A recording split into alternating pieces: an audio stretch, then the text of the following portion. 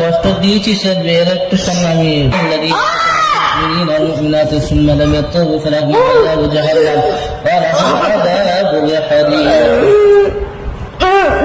আর কোনদিন মানুষের কাছে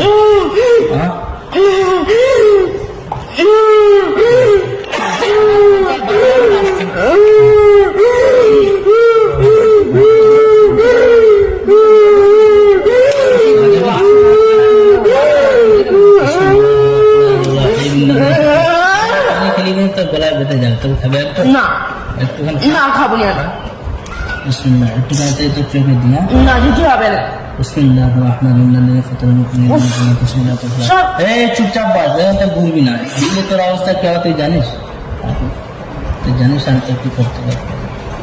পানি ছিটা দিব তোর গায়ে কিন্তু আগুন লেগে যাবে।